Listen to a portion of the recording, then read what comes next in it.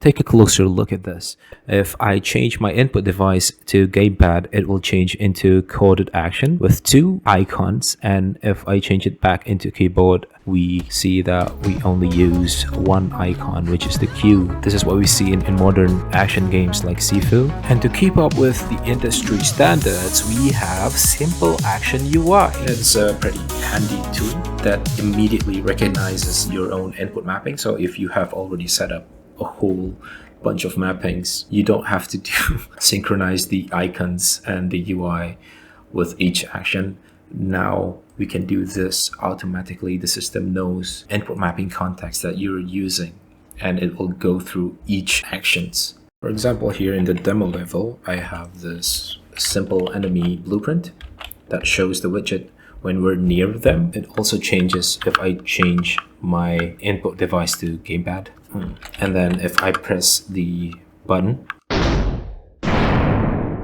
this is the example for screen space. This is what action games like Sifu did. Change according to the input device that the player is using. We can put this onto any actor, including a text actor. And this is just to show you. We're just going to call this DevTool test. And then right here, add component SC action UI. This is how you're going to set the component onto any actor. We're just going to add a widget. And the widget class doesn't have to be parented onto the SC action UI. And on the widget class, we're just going to select BP prompt widget. And we can see the prompt widget, and we can adjust where it should show. You can do world space or screen space right here. Click on SC Action UI. We're just going to use DevTools and set the use DevTools to be true. DevTool input action. This is the action that we're going to show. I'm just going to show the counter button, counter action, and play from here. You can see that now the actor is showing the widget, and if I switch my control to gamepad, it also switches along with the input device that I'm using and what the player is going to use. If you have a game that has the indicator logic ready, you can just plug the prompt widget node onto your own system, and then the system will show the prompt icon accordingly, the prompt widget accordingly for that action. Does that make sense? Okay. If you click on this, you can see other products from Goldlime, and you can go to my channel for the YouTube tutorials. Each product has its own playlist, so if whichever products you have, you can search for the name in this channel, and you can see the playlist tab to see each product's tutorial. And don't hesitate to reach out to me through Discord. You can contact me directly or through the Discord channel. Thank you so much for watching, and good luck with your own project, as always. Okay, let's go over on how we can use the auto-populate tool. First, you gotta click an instance of SC Action UI component, and this instance is usually located within an actor, doesn't matter which actor, so this also works. If you click an instance of the component, we can see that on the setup category, we have two buttons here, Goldlime Dev Hub and auto-populate tool. We're going to click on this, and we have this tool that would populate all the icons. Let me show you why this tool is brilliant. See, we have duplicated the original icons data asset, and we have two properties here, gamepad and keyboard. We can see that we have 128 elements for the keyboard, and just imagine for a second, we are going to remove all the elements. This is what you have to do if you're not going to use the auto-populate tool.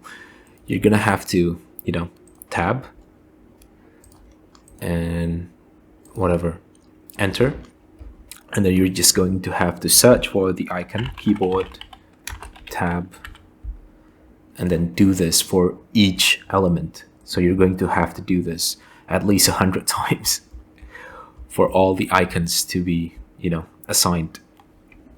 But with the auto-populate tool, this is just how I'm going to demonstrate. We're just going to delete everything here and open the auto-populate tool. Since we have duplicated this, we can drag and drop onto the data asset to populate, or we can do the classic drop-down.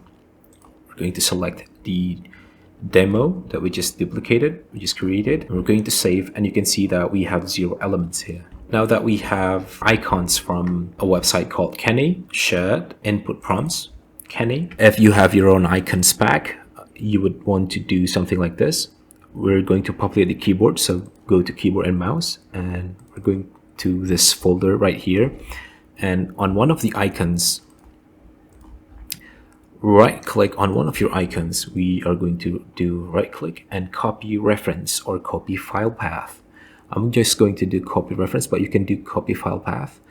And the difference is here, if you do copy file path and then you're just going to copy it this way, we're still going to have to delete this texture 2D. So the first has to be game, and then it goes on to show where the folder is. If you use copy file path, it's fine too, but copy file path is going to copy the file path from your computer.